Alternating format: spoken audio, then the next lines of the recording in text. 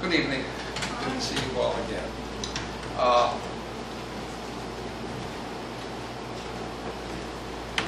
When I come back in September, I will not be alone. There's always somebody stalking you. And my stalker will be Bishop John, who is the Bishop of New England Diocese.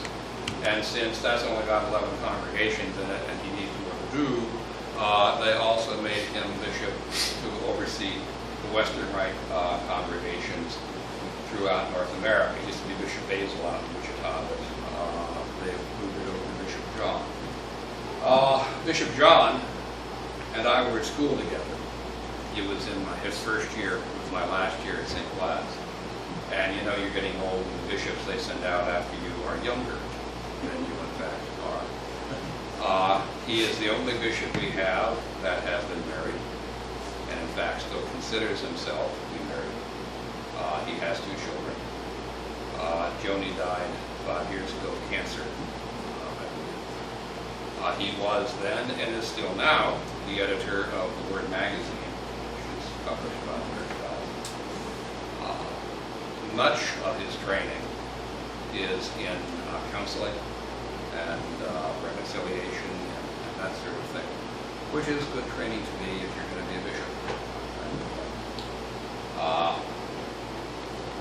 I suspect the vote to elect him was pretty darn close to unanimous.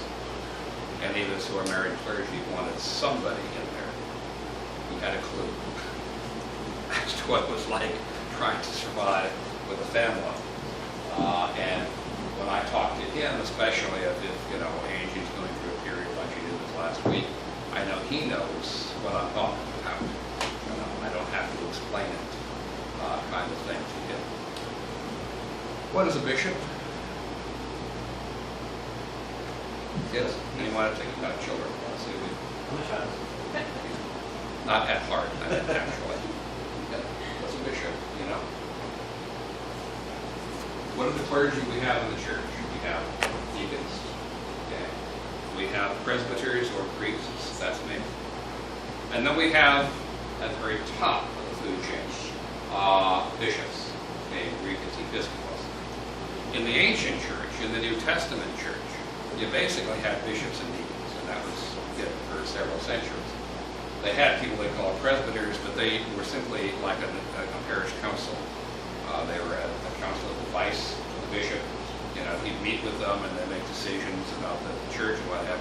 But they didn't have any liturgical or sacramental function until probably the 4th century. If you see the ancient churches, and you can find churches that go back to the 3rd, 4th, and 5th century in many parts of the world, they're usually set up somewhat differently than we have them set up now. You would have this here, the nave, which people were. You would have the altar, the holy place, whatever, and you would have the altar as it is there, except there was usually space behind it, and behind it was almost always semicircular. It was called an apse, A-P-S-E, not apse, but apse. Okay. And the bishop's throne would be in the center of that apse. In other words, directly behind the bishop, underneath the altar. And he'd be looking out at the congregation from behind. And then there would be a semicircle of seats. And this was called the presbyterium, because that's where the presbyters would sit during the liturgy with him. Like I said, they didn't have of their own any specific role, except to be there and look pretty. And to make administrative, not to make decisions, the bishop made decisions that would act as a council of advice. When it came time to offer the Eucharist, they all came out and stood in front, facing east, like we do now. You can still see this at Canterbury Cathedral in England, which is set up in exactly that way. The bishop's throne is directly behind the altar, and the Archbishop of Canterbury presides from behind the altar until it's time to go to the altar. This is the way it would have been in all the churches in the East. The bishop in those days, when say John Chrysostom served the liturgy, which he didn't write, but which we stuck his name on, they would come to church and they would say a prayer outside, they would process into the church, and the bishop and clergy would go right up in, right behind the altar. And the bishop would say, "Peace be to all." And they would go right into the readings, the scripture readings, which in Antioch would have been four: the law, the prophets, the epistle, and the gospel. And then they would have started the preaching. And we know that Chrysostom could easily go 45 minutes, but it was tag team preaching. He wasn't the only one preaching. He might have the visiting bishop preach as well. And then Chrysostom himself began preaching when he was a presbyter in Antioch before he got transferred up to Constantinople. But always, if you go into the liturgy, it was done by the bishop, assisted by the deacon. So the bishop was the center of the liturgical and sacramental life of the church. He was the one who presided at everything. And in fact, if you go to the church in some parts of the world today, if you go to the church in Greece, if you go to church in Syria or Lebanon, if they're not ducking, bishops come to your wedding. Bishops will come to your kids' baptism. You invite them. The dioceses are very small. The bishops do just about everything. I was doing the first baptism we had in Rapid City, South Dakota, was when Bishop Basil came up to visit. And we had arranged to get up to church, and he says to me, "Would you like me to do the bishop's parts of the baptism?" I said, "Sure." "What in the heck are those?" Because I'd never seen this. This doesn't happen in this part of the country. So we divided it up the way in which it would be done with a bishop presiding. So the bishop acted as the father and head of the local church. And each local congregation, each local city, had its bishop. The apostles went around and appointed episkopoi in Greek, which means one who oversees. Episkopoi over the local churches. Timothy was one. You read about that in the book of Acts in the New Testament. Titus was one. And when the apostle moved on, he presided. He celebrated the divine liturgy. He did the baptisms. He did the weddings. He did everything assisted by the deacons, who were appointed initially not to help out with services, but to feed the poor. But the liturgical role got added on very, very quickly.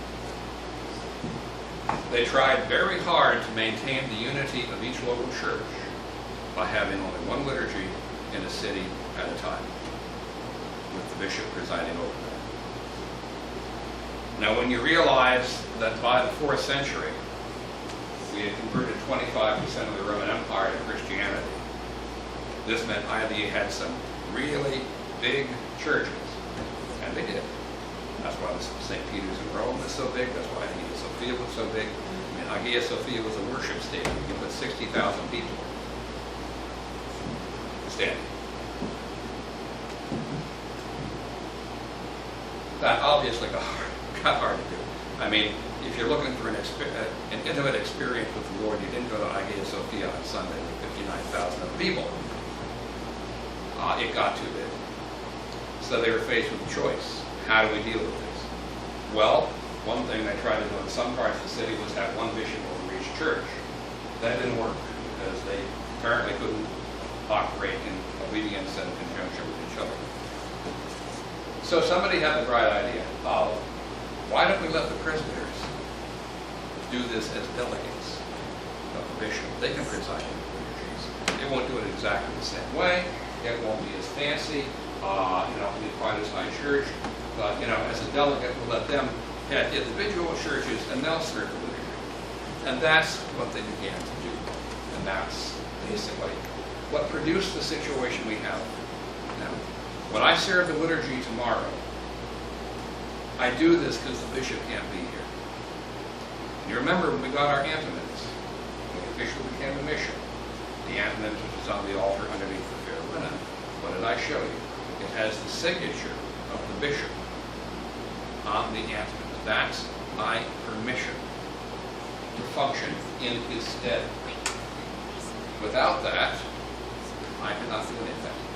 Without that, I cannot offer the Mass on Sunday morning. Without that, I read a prayer service. With that, I could celebrate the liturgy across the street in the cemetery if necessary. And that's the traveling altar. I have my own, which I carry with me if I go to a church that does not have one, but now, of course, we have our own.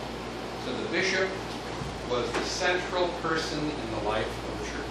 The bishop was the one you went to for confession, not the priest. The bishop was the one who determined what your penance would be. But it simply became impossible as the church became thousands and then millions of people to keep that. So we were delegated. Okay. No longer is it just enough for us to sit there and look dignified and pretty. Then we actually had to do something and function. But it's to remember that because even though we don't see him as often as we do the priest, it is the bishop who is the head of the church. The bishop who stands at the liturgy in the place of Jesus Christ at the Last Supper. It is the bishop who makes the offering of offerings. And as a result, whenever the bishop comes, it's kind of a big deal. Now, there were times in this country, in this archdiocese, when I was ordained, we had one.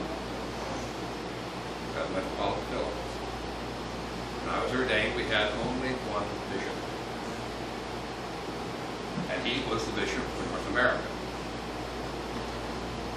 It took a real cat fight with the patriarchate to get another bishop. Because I said, what do you need another bishop? And we've got bishops over here, we've got all the churches, what have you. They weren't, one of the things always lacking in Orthodox seminaries is map reading. And they had no concept of the size of the country. You can drive from the north to the south of Lebanon in 2 hours. It's from here to St. Louis. God knows how many bishops they can meet with their people in their clergy every 10 minutes if they wish to. So we finally had to invite the then Patriarch of Antioch, who was Patriarch Ignatius IV of Luxembourg, to come and visit, go to each regional conference. There are 7 of them. And to go to the Archdiocese Convention, which then was held every year, not every other year as we do it now. They had to put them in a box to ship them home. When I was the priest in Tulsa, Oklahoma, most of the congregation I got there was Lebanese. And all of them practically came from one village in Lebanon called Judea Marjayu, which is about 2 hours north of Israel. And they used to play a trick on the family members when they would come. Because they would tell them, we're going to drive over to the next village, and then take them on a ride to Oklahoma City, which was 2 hours and a half away. In other words, from the north to the south of their own country. They don't conceive of what it is. So then we got Bishop Antoon, who taught me when I was in seminary. And then, like pulling teeth through the rest of the year, we have finally gotten other bishops, permission to have other bishops. So at least we now have bishops in various parts of the country. Now, since the Western Rite congregations are spread out all over the entire country, it was felt best to have one bishop oversee, and that's why we have Bishop John. We commemorate Bishop Anthony, who is the bishop in the Midwest Diocese. We pray for him. We ask him to pray for us. And if he ever shows up, for God's sakes, let him in. But Bishop John is our bishop. If I'm working with the Western Rite congregation, I got to ask permission for something. I don't call the local bishop. I call him. He will preside at the liturgy. There are things that he does that he will do. When you greet an Orthodox bishop, if you haven't gotten to this point yet, you normally go up and ask for a blessing. Now, the Western Rite, if you go out frequently, and I do this regularly, it's something that at this point, you actually genuflect in front of them and ask for a blessing. I do that in the Metropolitan. But most Orthodox bishops you just walk up to, and I would suggest not freaking him out on the first visit, and just ask for a bishop's and master blessing. Okay? You only do that the first time you see him. You don't do it the first time you see him, and then when you go out of the church, and then when you come to the parish hall, and then after he blesses the food, and when you go to the car, you do it once. Has to be coming and going. When you see him, when you leave, ask for the blessing, otherwise their arms would get so big. What is it they say when they bless? It depends, quite frankly. Often they'll say nothing, they'll give a bless you. Technically, it's the blessing of the Lord. But I've had them bless me, you know, because there's 100 people in the room and they're quite distracted and, oh yeah, fine, good, yes, thank you, kind of thing. Yeah, I wondered if that, because I had that happen when I was. Oh yeah, yeah, that's a lot. And when you're working a room, you know, I mean, you just, okay, fine, and sometimes like that. But you say, Master, bless, and he may say, the blessing of the Lord be upon you, or Domine, which means the same thing, the Lord bless, you know, or Tabarak in Arabic, or Eblogison in Greek, you know, or whatever. Bishop John is a normal human being. Metropolitan Philip is. Metropolitans are not normal human beings. Okay, metropolitans are just one step below God. But bishops be bishops. And Bishop John is probably, well, it might be a full race between he and Basil, but they're probably the most approachable and accessible of the lot. You know, when he calls me, he said, this is John Abdullah. Not this is his grace, or this is saying that Mike, this is John, kind of thing. So, I mean, you relax in his presence. I think Benjamin's the only person here who hasn't met him. Well, then we're going to put you in front of the line. And we'll see what happens. Because Is that good or bad? in October We'll at see, the ordination, you know.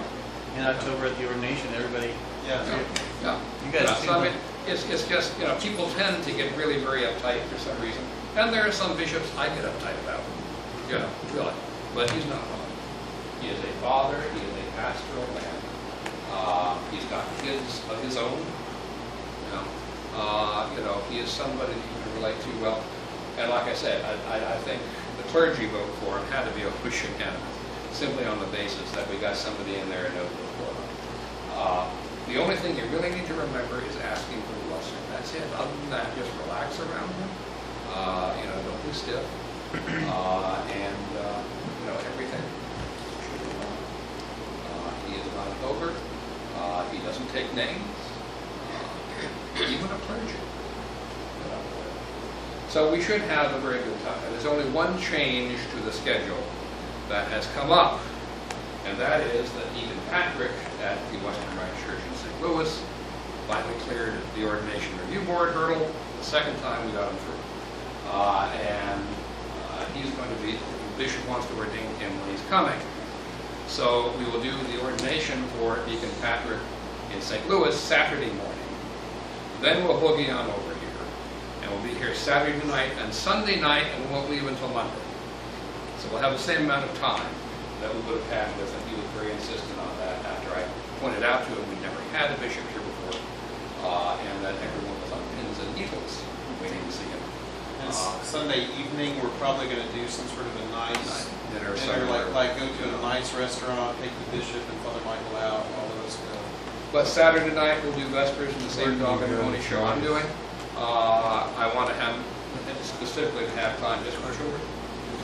So maybe we'll do that Saturday night, or perhaps Sunday afternoon might be better, that sort of thing. But we won't haul out of here until Monday.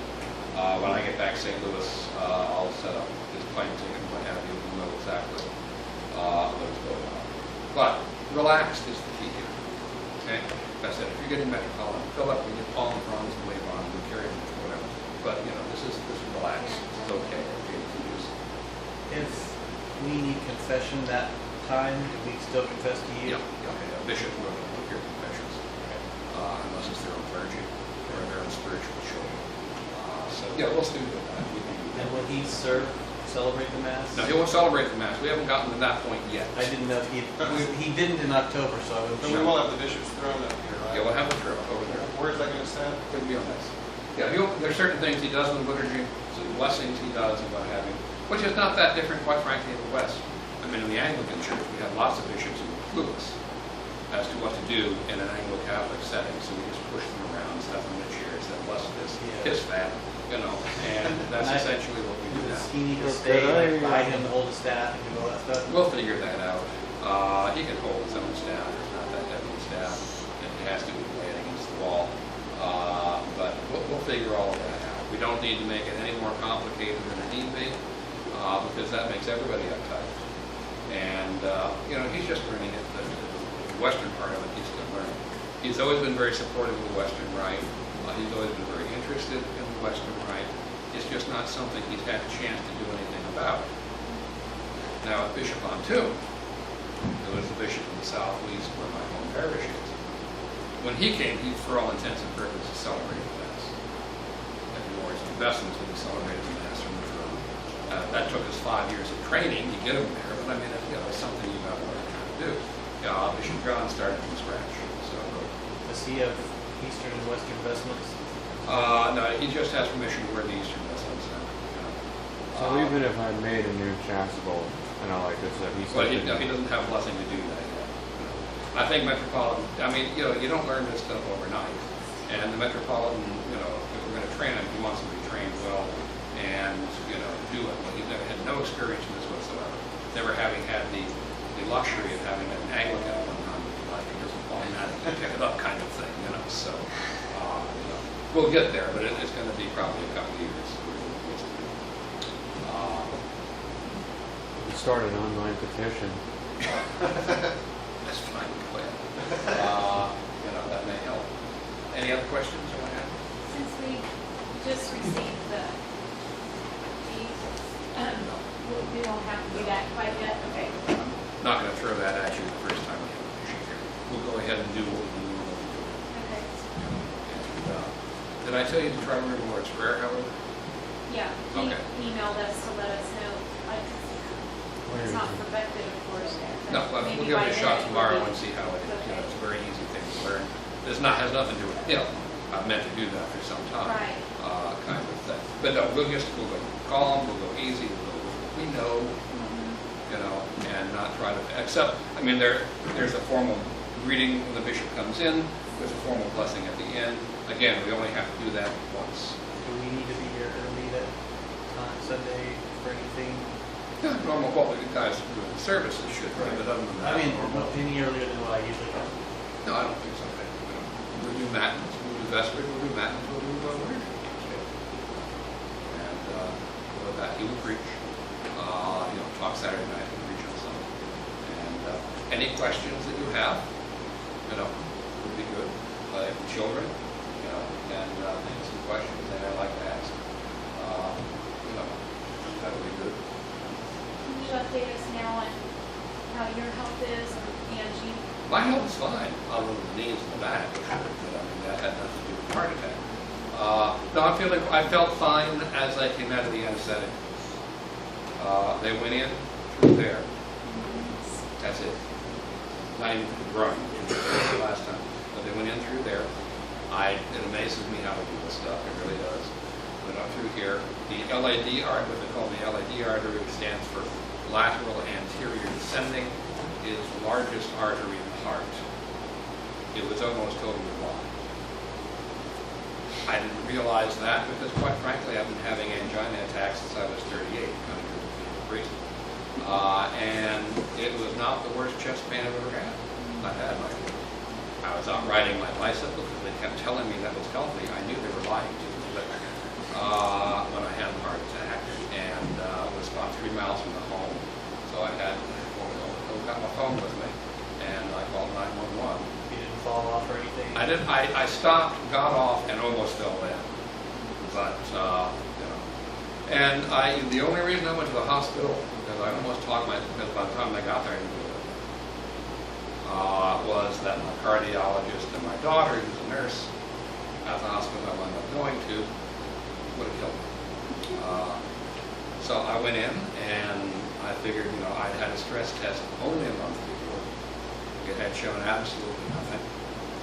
This is the thing where they shoot a nuclear isotope through you, and apparently it was not paying attention. They have no explanation for why that would be. And I realized for the last year to 2 years, I had been feeling increasingly worse. I have people who are gleefully telling me I looked increasingly worse. Pat T told me, you look really bad. Thank you. That's real nice. Your color was awful. Oh, good. And every time I go to the gym, I would work out, I'd feel bicycle, I feel awful. But they say exercise is good for you. I realize now I could have killed myself at any time in the last 2 years, I was probably. wondering if your cat with 9 lives with that Well, you know, diabetes thing that you have. The week before I was on the treadmill at the gym, my heart rate was 110. Last Tuesday it was 84. That's the difference in how hard the heart was pushing blood, how hard it was to get blood through there. But it was not until after all of this was over, during a cath, I don't know if you ever had a cath, but I mean, you're sort of semi-conscious. I mean, they put enough out so you don't feel it. But, and I knew they kept going out and bringing stuff in and bringing, they put in 3 stents because it's the largest artery. You actually move it out. And they sent them out for more stents. Other arteries? Or There are other arteries that are kind of minimally affected at this point, but this was the only one that required any intervention at this point. He came out and told my daughter if this hadn't worked, we would have taken the right surgery. And I already signed a stupid thing that said they can rip your chest open and cut stuff out if you need to. I didn't think that was serious. So always try to pay attention. You never really know what's going on. so have you gotten back to exercising since then? Yeah. I mean, And how do you feel after? fine. So you don't feel bad after? No. I mean, I felt better as I came out of the anesthetic. That's It was good. amazing. I mean, the change was such that I had difficulty comprehending what I really did. Apparently, blood flowing through your heart is a good thing. Wouldn't it? You're just like eating rice cakes and tofu. Yeah, rice cakes and tofu, styrofoam carton, and like that. And forest-free. As far as Angie's concerned, she had her seizure last Sunday. We gradually worked through that. I did not do any medical intervention this time at all because every time we do that, they say, so I figured it wasn't worth putting her through that. She started to come out, it was connected, but was having hallucinations, both visual and auditory. That I think pretty much had stopped by yesterday morning when I left, which is about the way it goes. I mean, it takes about a week to get over these things. We have not a clue as to why. They're definite. These are not seizures, despite the fact that he bites her tongue and her lips and what have you. They're not seizures, so we call them the not seizures. And every time she has a not seizure, it knocks about a week out of your life. I would guess she might be down to 90 pounds. 98 the last time she saw the doctor, but she lost one polio again. So I'm fairly convinced she's decided to die. And I'm hard partnering with her. Is she lucid though? I mean, able to talk to you? Well, lucid is a matter of degree. Yeah, she knows who I am. She didn't initially have to see me. But as to what's going on, where you are, and why you're doing what you're doing, these are completely different issues. So as long as she knows the immediate family, I'm not particularly bothered by it. Kind of thing. And How old is she now? she's 69, she'll be 70 in October, and she keeps reminding me that her sister died when she was 70. And like I said, I don't think she wants to go past that. I really don't. It's an interesting thing. If you can detach yourself from it clinically, it would be an interesting thing to watch. But whatever God's will for her is, I haven't a clue. I do remind myself repeatedly as it gets more and more difficult for her, as the pain gets worse and worse, that mere prolongation of life is not a Christian priority. Preparation for death is. And so we do what we can do as far as that's concerned. She's read probably every Orthodox book on death and the afterlife there is, including the few Britons, but she never remembers this. I would argue that effect is not enough. I understand there are some people who might like to do confessions, so why don't we just, those of you who want to go home, go home. Those of you who want to steal your best stuff.